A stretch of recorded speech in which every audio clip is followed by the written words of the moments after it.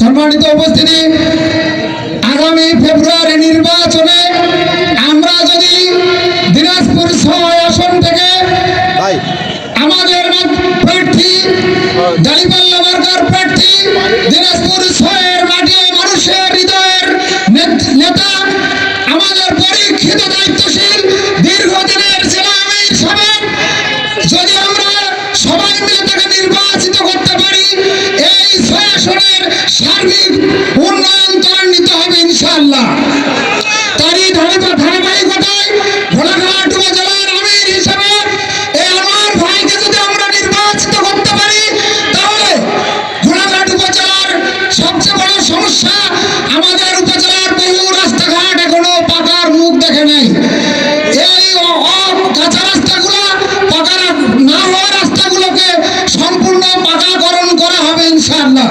দ্বিতীয়ত, আমাদের ঘোড়াঘাট উপজেলার একমাত্র সরকারি কলেজ ঘোড়াঘাট ডিগ্রি সরকারি কলেজ, এই কলেজে ছাত্রাবাস ছাত্রী নিবাসের অভাবে অনেক স্টুডেন্ট লেখাপড়ার ব্যাহত ঘটে।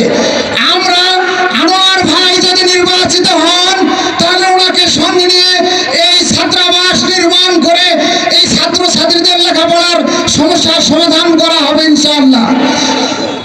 করতোয়া নদী আমাদের ঘোড়াঘাট উপজেলার সীমান্ত দিয়ে বহমান, এ নদী ভাঙ্গনের কারণে প্রতি বছর অনেক জমি নদী গর্ভে বিলীন হয়ে যায়, অনেক মানুষকে বাড়ি ঘর থেকে এক জায়গা থেকে অন্য জায়গায় স্থানান্তরিত করতে হয়। আনোয়ার ভাই নির্বাচিত হলে আমরা ঘোড়াঘাটবাসী দায়িত্বশীল হিসাবে আমি উদ্যোগ নিয়ে এই নদীর ভাঙ্গন রোধে শক্তিশালী পদক্ষেপ নিয়ে বাঁধ এবং গাইডল নির্মাণ করা হবে ইনশাআল্লাহ।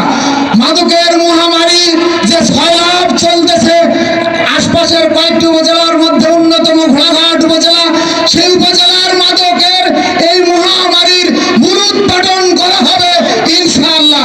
মহান রব্বুল আলামিন যদি তার দয়ায় দিনাজপুর ৬ আসনে আনোয়ার ভাইকে নির্বাচিত করেন, তাহলে আমরা আমাদের ঘোড়াঘাটের, বিশেষ করে ঘোড়াঘাটের সার্বিক উন্নয়ন ত্বরান্বিত করার আপ্রাণ চেষ্টা রাখবো ইনশাআল্লাহ। সবাইকে ধন্যবাদ। আসসালামু আলাইকুম রহমতুল্লাহ।